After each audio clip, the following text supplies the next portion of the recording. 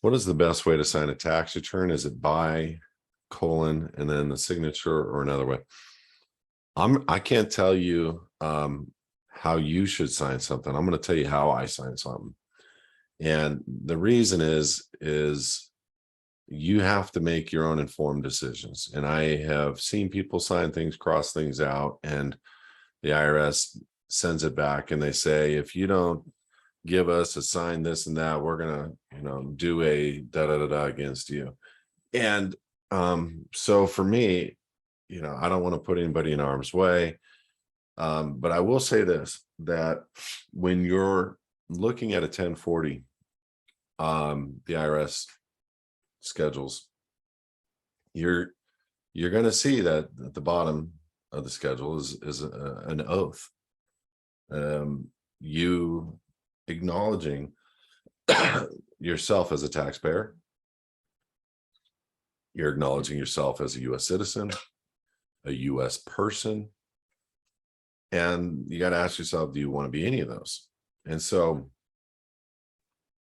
no matter what, putting a signature down of any kind,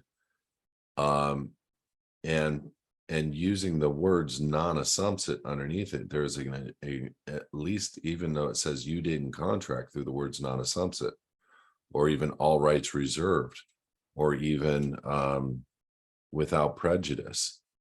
Any of those statements, even with the word by on underneath your signature on a signature line, do not negate the fact that you're an admission of a U.S. person, U.S. citizen, U.S. taxpayer.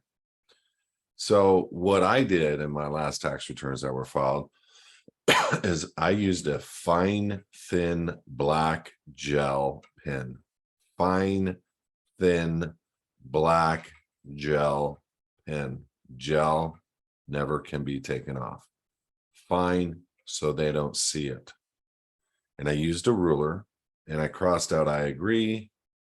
Actually on mine, I crossed out the entire section. But on bank accounts, I would cross out I agree, U.S. taxpayer, but with the IRS now, they're getting a little more tricky. So you're not going to want to cross the whole thing out. Just cross out the I agree, cross out the taxpayer, U.S. citizen. And then if it were me, I wouldn't sign a signature. I would sign in cursive the words non-assumpsit, non-NON, assumpsit, ass, sit, ASS, UMP, SIT, ASS, UMP, SIT. That means he did not undertake. And if there is no signature on those docs and they become accepted, you're okay. So you've sent the doc in, non-assumpsit as a signature, quote unquote, or in cursive, you write the words non-assumpsit. You did not undertake. It's not your signature. The backlash will never take place. They might come back and say, this isn't your signature. Who are you to tell me what my signature is? Now, look, here's the thing. Don't write the word NON, ASS, UMP, SIT in all caps, block style. Okay. Don't write non-assumpsit under your signature, because that doesn't negate the fact of the U.S. taxpayer, U.S. citizen, U.S. person. You're still, even though you're saying I do not contract, and it's a form of saying I don't agree with anything on here, you're in a semi-quasi admittance of being a U.S. taxpayer, U.S. so on.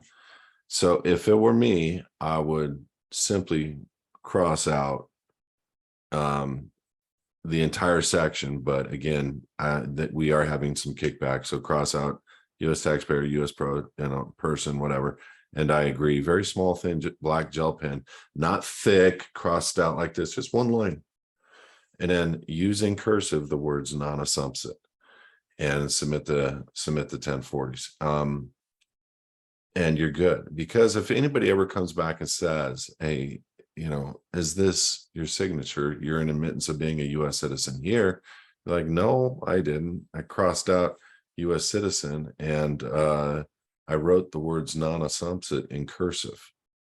Now hear me out. I did not say I signed the words non-assumpsit in cursive. I wrote in cursive the words non-assumpsit, because saying in a court or saying in a legal review, I signed, you're saying it's verbally, it's my attestation. And what does the word signature mean? Attesting to the validity of the instrument. So even if you signed non-assumpsit in cursive and you use that word later, that's why I always cross out the word. Anytime I see the word signature, I cross it out.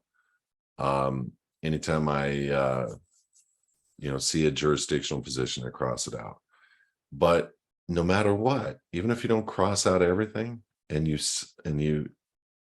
write in cursive non-assumpsit, that's not your signature. There is no agreement. They accept the docs, but there is no agreement. And that's not, you're not attesting to the validity of the instrument.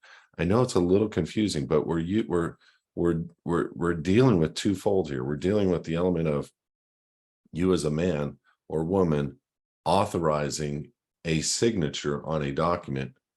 And if you admit to that being your signature, even though it looks like the words non-assumpsit, in court or in a deposition or in a audit, which is being recorded, then you've agreed that you've attested to the validity of the instrument. But if you do not agree that that is your signature and you say, well, did you sign this? No, I didn't sign it. In fact, I made a distinction. I'm not a U.S. citizen. I'm not a U.S. person. I'm not a U.S. tax payer. And I did write in cursive the words non-assumpted just for clarity purposes, that I do not undertake and this agreement. And they go, well, you signed it. No, I did not sign it. I wrote the words in cursive non-assumpted. This is very important because the traps are enormous. There's, every time you step over here, there's a trap. Every time you go in this room, there's a trap. Every time you go over there, they've created these words and these terms as traps. And that's why I try to enumerate on these facts that we have to be careful of what we're admitting in what space. And that's it. It's not complicated once you get it under your belt, but that's it.